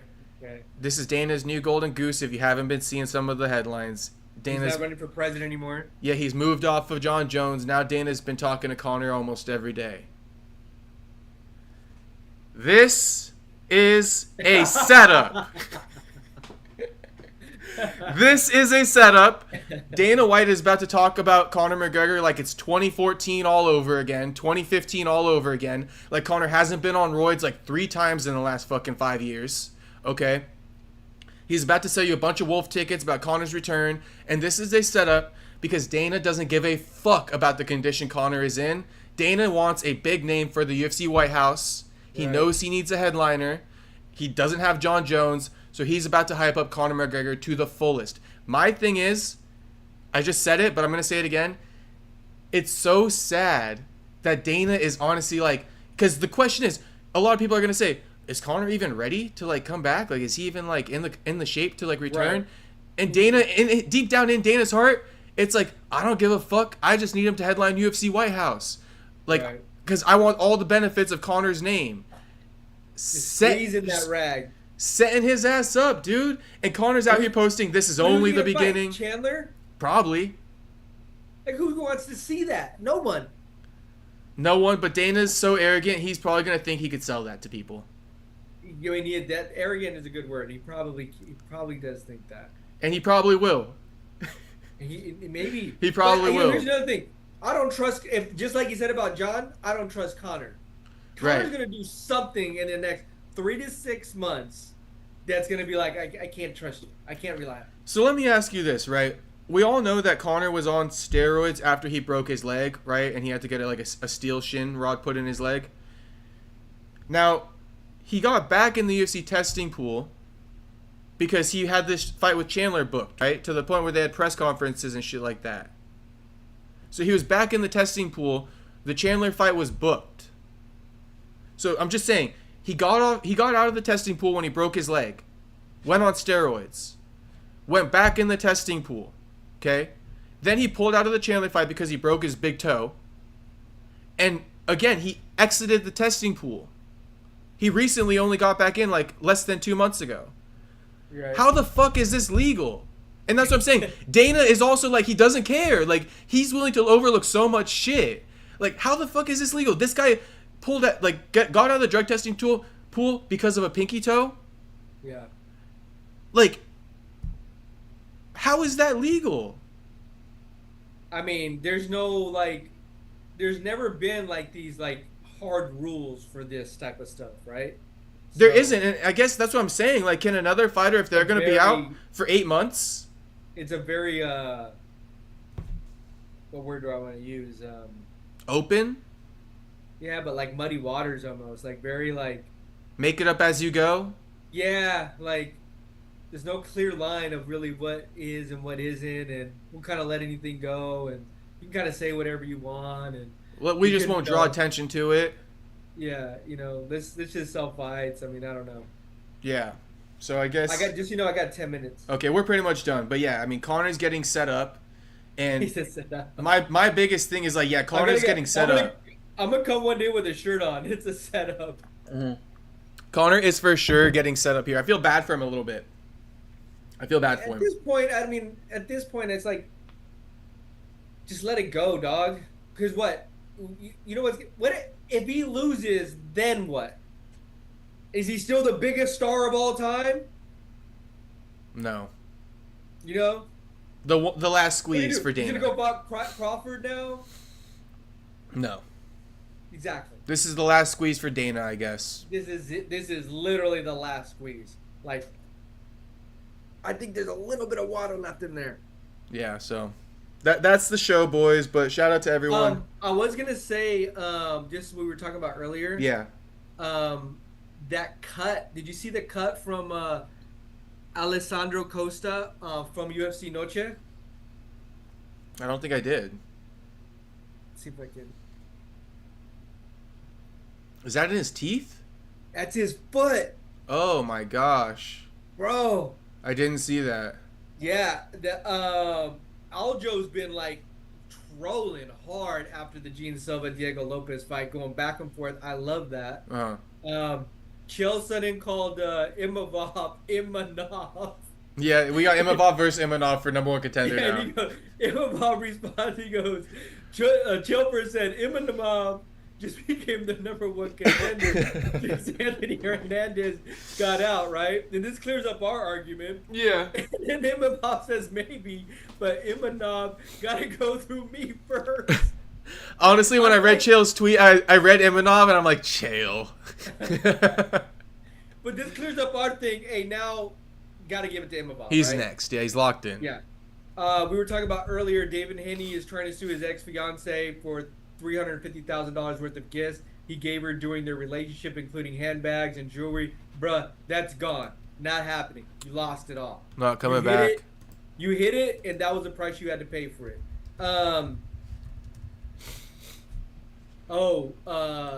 It's pretty clear. The Ariel said Dana was being sarcastic in his combo with Logan and Mike.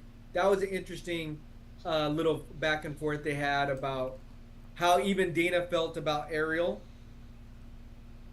I would say they don't need to make up. They're better off fucking enemies, dude.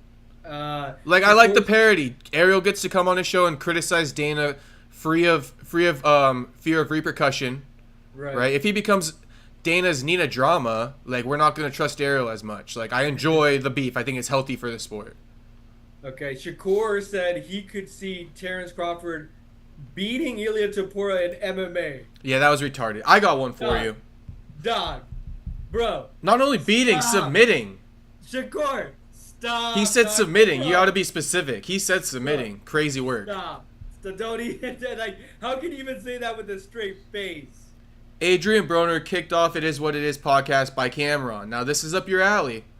But Cameron the rapper? This is combat sports meets, fucking hip-hop. So tell me, AB goes on Cameron's podcast. Are you familiar with his co-host? I'll tell you her name. I'm not familiar. Cameron's co-host, Treasure Wilson. Are you familiar with the woman? Yeah, I can picture it, yeah. Okay, I wasn't. So, AB went on Cameron's podcast, was hitting on Treasure Wilson in front of her boyfriend. Her boyfriend was in the studio. Guess it's Cameron's homeboy. So Cameron's telling him, yo, man, you got to lay off. He wouldn't lay off. He kicked him out of the podcast. This is where it gets interesting. He hugs him, right? Love you, bruh. Love you, bruh. Hug, right? Cameron does? Cameron does. Then as soon as AB's outside of the studio, fucking junkie. I only got you on here for content, you fucking junkie. I don't give a fuck about you. But again, it's like, what the fuck is love you, bro, giving him a hug for? Yeah. Just send him on his way out. What you buttering him up for if you're just going to do that after? If you don't fuck with him, then why the fuck would you hug him? Yeah. But, that was my thing. But AB was drunk or something. They said AB was drunk. Adrian Ross or one of them, they did the reaction of the Diego Lopez and got a ton of views on it, on the knockout. Was it Adrian? I don't think it was Adrian. Ross. There's another Aiden Ross. I think he did it. Yeah, and he fucking. That's a streamer though. Yeah, he was streaming. He was streaming the reaction. Mm-hmm. He got a ton of views because of it. So it's interesting to see these guys getting into this reaction world for MMA knockouts. Yeah, they're trying to. Yeah, well, I mean, they have a big audience. Yeah. So they can, The last one I was gonna say was Brendan Schaub says if you showed a casual fan the Canelo versus Crawford and Diego Lopez versus Gene Silva, nobody on earth would pick Canelo versus Crawford. I kind of had that same take. I was like, after putting on the Canelo fight, I was like, bro, this is why I watch MMA. This is exactly why I watch UFC. I'll agree with that. This is my thing, though. This is my thing. Earlier, too, we didn't really speak on it. I do think Mayweather is better than Crawford, and this is why. I like to watch boxing.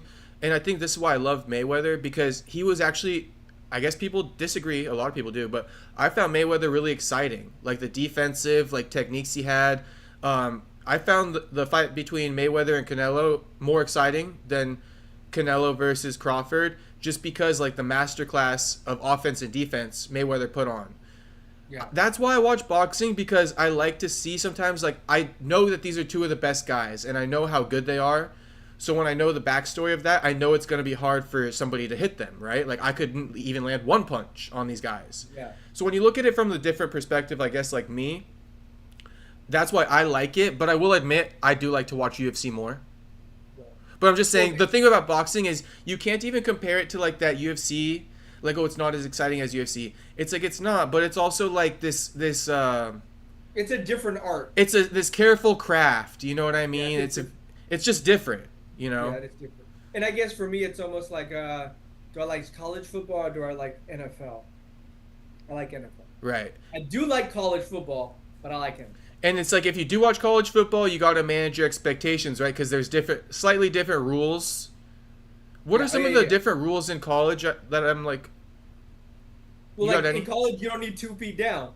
That's right. You got only 1 foot down, right? So like as I'm you like, gotta you gotta manage your expectations. So like in boxing, like all right, I guess you could just punch. That's Right. it. Right. You know, like we get MMA, we going all about, and then to see the way Diego Silva finished him, like, oh, that's a finish. Yeah, definitely. So I don't That's a really, finish. and I don't really blame UFC fans. I think boxing anyway belongs to just if you're a fan of boxing and you find your way into it, Yeah. then it's for you. But like, I'm not over here ever upset that a UFC fan isn't a fan of boxing. Like, I pretty much understand it. Yeah. Unless you like boxing, you're not gonna like boxing. That's pretty much it. But even like the undercards, I was like, ugh. I didn't watch it. I watched the co-main and the main. I didn't watch the first two. Did you? I tried, but then I was like, I'm good. Yeah. I went to the grocery store. I was like making fucking orange chicken. And I'm like, all right, Callum Walsh is on. I'll tune in. All right, that's the stream. Shout out to everybody. Do we have any comments? No comments. I think we got one. Not a boxing fan, but the Canelo fight was garbage. Boxing needs to do better.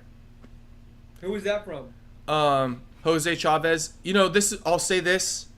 It's crazy. Let's write that name down. It's crazy, and you know what? I guess this proves your point, Chavez, because the sad thing is if you believe that this Canelo Crawford fight was trash, it's actually the best we've got in a long time of elite fights. You almost don't even see elite, but that's sad to say, right? Because if this is the best elite fight and people are still calling it trash.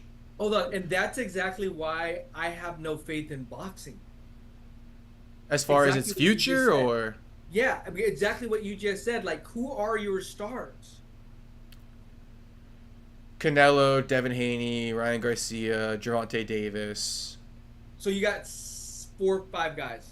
Caleb And Plant, maybe- David Benavidez, Anthony Alright. Joshua, All right. Well, you're Alexander making, like, a Usyk. case. And I guess I don't watch it enough to know, Yeah. or want to know, because when I saw that finished product, I was like, they're very too high level athletes at their craft, but it's just not for me. Oh, well, I think you just maybe gave a bad comparison, but it doesn't mean your point isn't there. The fights are boring, right? It doesn't mean that there's no stars, but the fights are boring. I think it's a fundamental problem in the sport. The fights are a little bit boring. And they're too long. I hate the 12 rounds. Somebody says, hey, Dickweed, how's it hanging? Well, it's hanging low, James. It's hanging low. Yeah. My guy. They're hanging, James. They're hanging. They ain't hanging like SD Dumas is. I'll tell you that much. Was that James in South Carolina? Is that where it was? James Barrett. I think that is James from South Carolina. Yeah, let me see. I remember, bro. You said something though. Oh, too long. Yeah, boxing is a little bit long. It's a little bit drawn out. They got to fix something. And then Dana addressed this like, hey, all the time in between fights. That's why the UFC is doing it this. So if he can bring some of that format into boxing and make it a little bit more fast paced like that, I mean, I don't think they'll ever change the rounds. But it was interesting to see Eddie Hearn and I like his insight. I really do. Yeah, Eddie Hearn's a cool dude. Yeah, no, and I like the way he approaches it. Like, he doesn't demean Dana. He's just like, bro, I know what I'm talking about. You know what you do really good over there. And then talking about Turkish, what's his name? Turkey. Yeah, just the way he's like, dude, like, none of us will ever get past doing it the way he wants to do it. He's dropping 100 billion. You're dropping 1 billion. There's levels to this shit. So he's buying dinner. He gets to choose. Exactly. At the end of the day, as much as you want to act like you're taking over the organization and doing it your way, he's gonna have that final curtain call saying, I think we'll do it this way. Mm-hmm. Even last second, and that's the way it's gonna roll. And you gotta sit with it. Yeah. Dana was looking fucking. There's like a screenshot of Dana sitting next to Turkey at the boxing event, and Dana's like. And the caption's just like he was so fucking pissed being there. He didn't want to be there at all. Well, he's like next to Mr. Beast. Like, you know, they had two events on the same day of fighting, almost not competing but competing with each other, and you got part of your people there. John Anik was there. Dana White's over there promoting both of the fights. It was interesting to see trying to go back and forth, of what counter promoting or double promoting. I don't know. It was weird. It was almost like watching a movie because if you were to watch like a combat sports movie, like it's random, but then they have like a John Anik as the commentator. Right. It was like we're watching boxing. You never expected John Anik, and here he is. And even the other commentators with John Anik, it was a weird dynamic. Like they all low key, like were side dissing him almost at times. Well, when they're like looking away from him and shit. I don't know. I'd have to like bring up some moments, but I remember a couple moments I was like they weren't giving him the respect. Almost. Like, oh, you're here. We've been, this is kind of our booth, but they wanted to put you in here with us. All right, come on. They want to flex their seniority a little bit. To an extent, it's like, bro, you just, you got favored to come in here and come do this. This isn't a sport you call all the time. Yeah.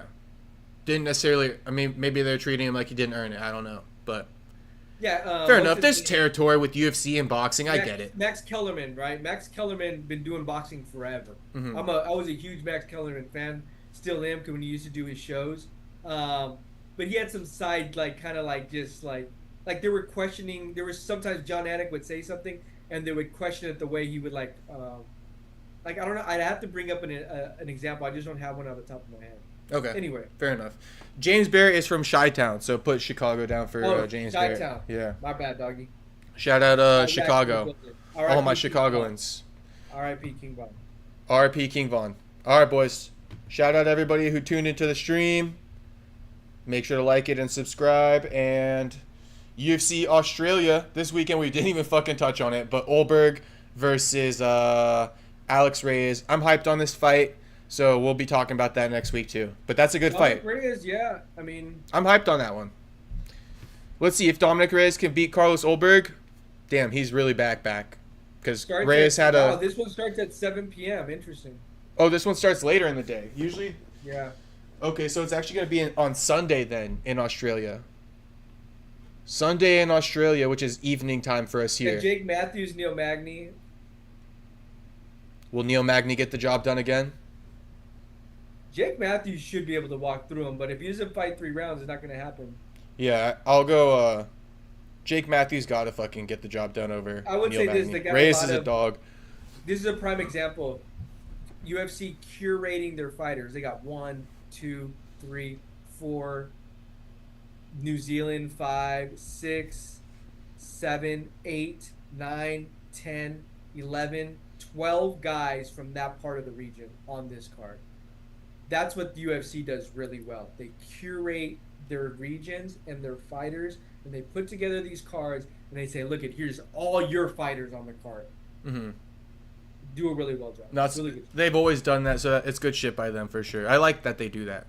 Localize the events, the fight night events. At the highest level. Yeah.